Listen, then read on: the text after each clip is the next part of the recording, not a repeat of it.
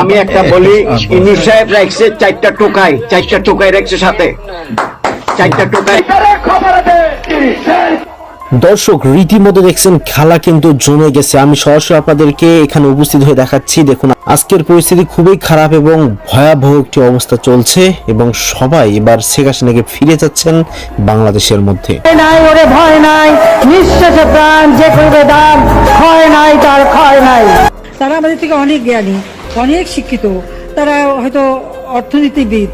আমরা তো অত পড়াশোনা করি নাই। আমি আমার দেশটাকে চিনি, দেশের মানুষকে চিনি, দেশের মাটিকে চিনি, দেশের ভালো মন্দ কি সেটা বুঝি। সব সারা বার্তা উপদেষ্টার দায়িত্ব, সে প্রশ্ন উত্তর দিবে।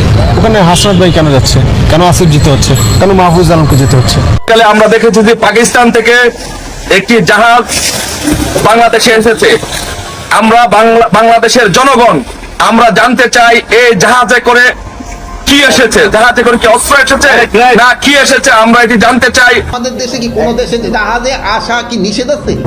কোন দেশের জাহাজ আসা আমাদের দেশে? আমরা সবার জন্য তো আমাকে বন্দর উন্মুক্ত।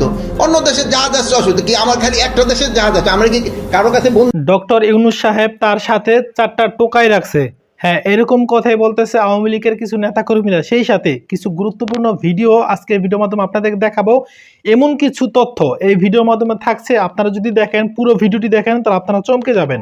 গোপালগঞ্জে চলে আসেন, কোনো সমস্যা নাই, আমরা আছি আপনার সাথে। সবাই যাব আমেরিকা থেকে, সবাই যাব গোপালগঞ্জে। কথা শুনি, ইনশাআল্লাহ স্বেচ্ছায় কারাবরণ করব দরকার। জি আপা, জি আপা বলেন প্লিজ। ওই আগুন দিয়ে পোড়ানোর পরে যেটুকু অবশিষ্ট ছিল সেটা লুট করতে গেছিল। ওটা চোর। জি, বড় চোর, সুদখোর। জি আপা। আপা আচ্ছা, আমি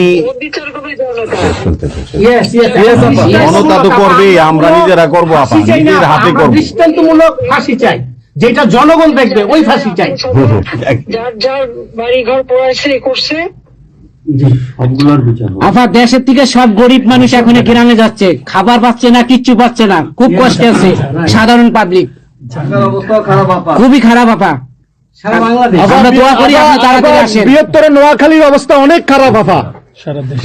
সারা বাংলাদেশের অবস্থা খারাপ বানায় রাখছে ওরা আপা। সারা বাংলাদেশটাকে একটা বদ্ধ ভূমি বানায় রাখছে, যেখানে সেখানে হত্যা, মানে এমন কোন লোক নাই যারা এখন শান্তিতে আছে। সবাই একটা কথাই বলে যে আগেই ভালো ছিল, আগে সরকারি ভালো ছিল। আমরা ভুল করেছি আপা, এই কথা সবাই বলে, সবাই অনুতপ্ত আপা। আপনি বলেন জি আপা, প্লিজ বলেন আপা, প্লিজ। প্রত্যেকটা জায়গায় তো এইভাবে। এবং এখন আবার সে ওই আর একটা পদক্ষেপ নিচ্ছে। এদিকে প্রায় 80 জন প্লাস আরো 35 জন, সেই সাথে 300 লোক, তারা জেলা, উপজেলা, ইউনিয়নে সার্ভে করতে পাঠাচ্ছে। সবাইকে বলে দাও ওই সার্ভে করতে কারা যায়, কাদের নাম লিখছে।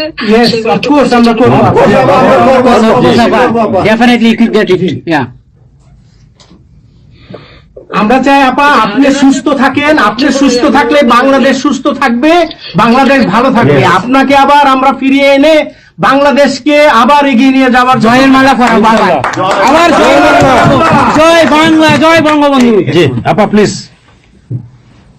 তোমাদের যে দেশে আছো সেই দেশে ডেনমার্ক আমেরিকা সবাই এখানে আছি আপা, ডেনমার্ক আমেরিকা সবাই আছি আপা। আপনি এখন আমাদের কিছু নির্দেশনা দেন, আমরা প্রবাসী থেকে কি করতে পারি, এবং বাংলাদেশে আমাদের যে ফ্যামিলি আছে, আত্মীয় স্বজন আছে, আমাদের যে বিভিন্ন দলের নেতৃবৃন্দরা আছে, আমরা কিন্তু অর্থনৈতিক থেকে বিভিন্ন ভাবে সহযোগিতা করতেছি, যার যেভাবে পারি আমরা।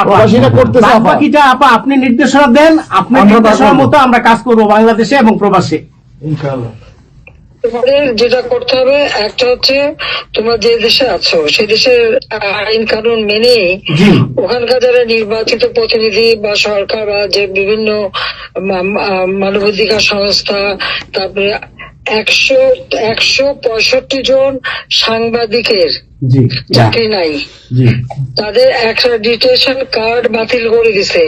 106 জন সাংবাদিকের বিরুদ্ধে হত্যা মামলা দিছে এবং আমাদের কতজনকে গ্রেপ্তার করে জেলে ঢুকাইছে, মানবিত জীবন যাপন করছে।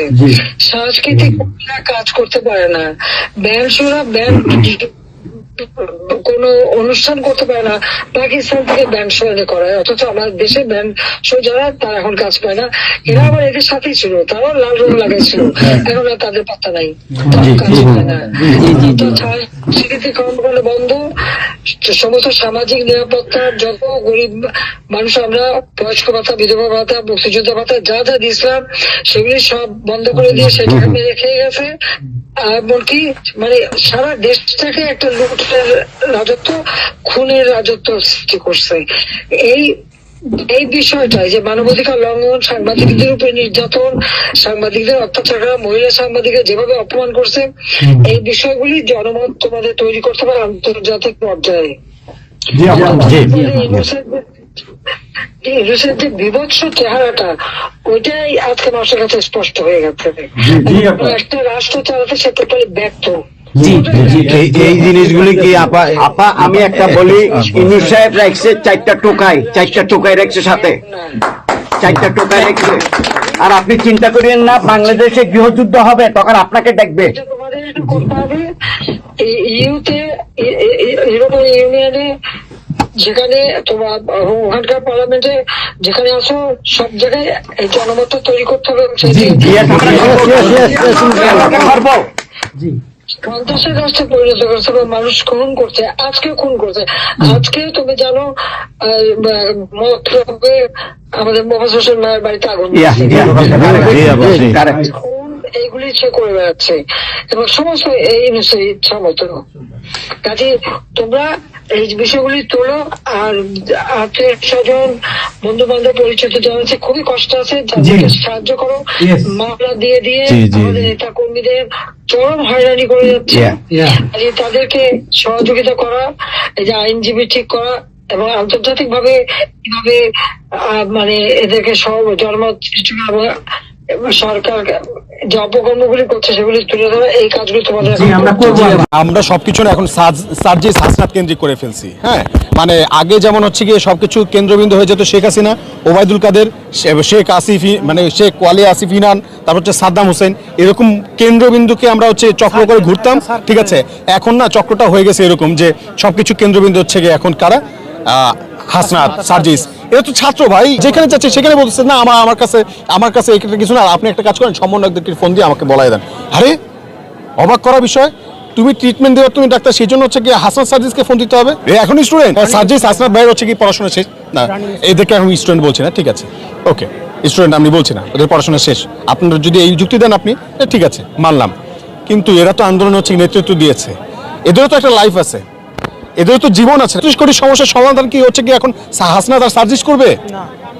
আমাদের প্রত্যেকের দায়িত্বটা ঠিকমতো পালন করতে হবে, কিন্তু আমরা সেটা তো করতেছি না। যেখানে যাচ্ছে সেখানে বলতেছে না আমার কাছে একটা কিছু না, আপনি একটা কাজ করেন, সমন্বয়কদেরকে ফোন দিয়ে আমাকে বলাই দেন।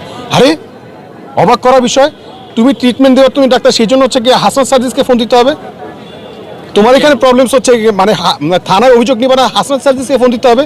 দায়বদ্ধতা কেউ নিতেছে না, কেউ দায়িত্ব নিতে চাচ্ছে না। কি একটা অবস্থা, দেশে ম্যাসাকার একটা অবস্থা। তো যদি হাসনাত সার্জিস এখন, তারা তো আমার বড় ভাই, তাদেরকে আমি চিনি, দে আর অনেস্ট, এটা I can feel them, they are honest. Nahid ভাই, বন্ধু আসিফ, মাহফুজ ভাই, আমার কেন যেন মনে হচ্ছে তারাও কোনো না কোনোভাবে একটা লুপের মধ্যে পড়ে গেছে, কোনো একটা ষড়যন্ত্র, কোনো একটা চাল, একটা গ্যাপ কোথাও না কোথাও আছে। আমাদের উচিত যে এখন তাদেরকে ওখান থেকে আগে বের করে নিয়ে আসা, তারপর হচ্ছে মানে প্রশ্নবিদ্ধ করে। আপনারা পুরো ভিডিও ক্লিপটি দেখলেন এবং আওয়ামী লীগের নেতাকর্মীদের কথাগুলো শুনতে পারলেন, দেখতে পারলেন আওয়ামী লীগের নেতাকর্মীরা কি বলতেছে, যে অন্তর্বর্তীকালীন সরকারের উপদেষ্টা, প্রধান উপদেষ্টা ডক্টর ইউনূস, এই ডক্টর ইউনূস তার সাথে নাকি 4টা টোকাই রাখছে, অর্থাৎ সার্জিস আলম, হাসনাত আব্দুল্লাহ এবং আরো 2জন যে সমন্বয়ক আছে, সেই 2জন সমন্বয়ক মিলে মোট 4জন সমন্বয়কে তারা কি বলে সম্বোধন করছে, টোকাই। শুধু তাই নয়, আওয়ামী লীগ তো এখন মানে তাদের মানে মাথা পুরো একেবারে নষ্ট হয়ে গেছে। কারণ হচ্ছে যে সমস্ত মানুষগুলো দিনকে দিন না বরং বছরের পর বছর বসে বসে খাইছে, মানে বছরের পর বছর পাওয়ার উপর পাওয়া তুলে বসে বসে শুধু ঘরের মধ্যে 1-2 পয়সার কাজ না করে তারপর তারা খাইছে। এখন সেই সমস্ত মানুষগুলো যখন এখন তাদের পেটে এখন মানে কাজ ছাড়া দানা পড়তেছে না, তখন তাদের মাথা এখন কিন্তু একেবারে পুরো নষ্ট হয়ে গেছে, আউলে যেতেছে। মানে কি বলবো, বলার কোনো ভাষা নেই। আপনারা দেখতে পাচ্ছেন, মানে যা মনে চায় সেটা এখন তারা বলে, যা মনে চায়। মানে এই যখন এখন অন্তর্বর্তী সরকার এটা করছে। শেখ হাসিনা গতকালকে ফোন রেকর্ড ফাঁস করছে, সেটার মধ্যে বলতেছে যে সমস্ত ছাত্র যত খুন হয়েছে বা পুলিশ প্রশাসন খুন হয়েছে সমস্ত নাকি ডক্টর ইউনূস এগুলো নাকি খুন করাইছে, বা যাই হোক এগুলো মানে তিনি নাকি করাইছে। মানে মাথা কি পরিমাণ নষ্ট হইলে পরে এই সমস্ত কথাবার্তাগুলো বলতে পারে, একটা চিন্তা করে দেখেন। তো যাক ভাই, এই সমস্ত পাগলদের নিয়ে কথা বলতেন আমরা চাই না। এখন সমস্ত পাগলগুলো কই ঢুকছে? ইউটিউব, ফেসবুক এবং কোথায় জানি টিকটক। এই টিকটকের মধ্যে সমস্ত পাগলগুলো ঢুকে গেছে। এতদিন ছিল বিএনপি বা অন্যান্য দলগুলো, এখন কারা ঢুকছে? আওয়ামী লীগ। সমস্ত টিকটক, ফেসবুক, ইউটিউবের মধ্যে সব পাগলগুলো। তো যাক ভাই, আমরা দোয়া করি যেন আল্লাহ তাদেরকে হেদায়েত দান করে, তারপর যেন এরপর বাংলাদেশে আসে। এর আগে যেন এই সমস্ত নরপিশাচগুলো এই বাংলা জমিনে না আসে। ভিডিওটি একটু বেশি শেয়ার করে দিবেন। আল্লাহ হাফেজ। বাংলাদেশে শেখ হাসিনা বা আওয়ামী লীগের কোনো জায়গা হবে না, ডক্টর ইউনূস। হ্যাঁ, ঠিকই শুনতে পাচ্ছেন। ডেইলি স্টার তারা নিউজ করেছে, আপনারা দেখতে পাচ্ছেন। ডক্টর ইউনূস সাহেব বলেছেন যে বাংলাদেশের মাটিতে কোনো আওয়ামী লীগ, সন্ত্রাসীবাদ বা কোনো শেখ হাসিনার মতো এই সমস্ত জালেমদের কোনো ঠাঁই হবে না, তাদেরকে জায়গা দিবে না। গত কয়েকদিন আগে ভারত বলেছে যে শেখ হাসিনাকে নাকি দিবে না বাংলাদেশে চাইলেও দিবে না। হ্যাঁ, ডক্টর ইউনূসও তিনি একই কথা বলেছেন যে না, তোমাকে আমার দরকার নাই, তুমি ওই দেশেই থাকো, তোমাকে ফিরেও আমরা আনবো না, অর্থাৎ বাংলার জমিনে তার জায়গা হবে না। তো চিন্তা করতে পারেন কিরকম জুলুম করলে এরকম একটা সিদ্ধান্ত নিতে পারে একটা সরকার, চিন্তা করতে পারেন। তো ডক্টর ইউনূস কিরকম সিদ্ধান্ত নিয়েছে সেটা তো ভালো করে জানেন, কারণ তাছাড়া প্রধানমন্ত্রী মানে সাবেক প্রধানমন্ত্রী হাসিনা, এই হাসিনা কয়েকদিন পর একটা ইচ্ছাকৃত ভাবে মানে আলোচনা বা সমালোচনা থাকতে চান তিনি কয়েকদিন পর পরই এরকম একটা কল রেকর্ড ফাঁস করে যে আসতেছি, মানে গতকালকে না পরশুদিন একটা কল রেকর্ড ফাঁস করছে। সেই কল রেকর্ডের মধ্যে তিনি বলতেছে যে খুব তাড়াতাড়ি আসবে তিনি, ডিসেম্বর মাসে তিনি দেশে চলে আসবে। সেই সাথে তিনি কি করবেন? 237 জন না 57 জন তাদেরকে মানে দেখে ছাড়বে। চিন্তা করতে পারেন। শুধু তাই নয়, তিনি তো কিন্তু প্রায় আসেন, তিনি ডিসেম্বর মাসে আসে, তিনি 15 আগস্টে আসে, তিনি অমুক তারিখে আসে,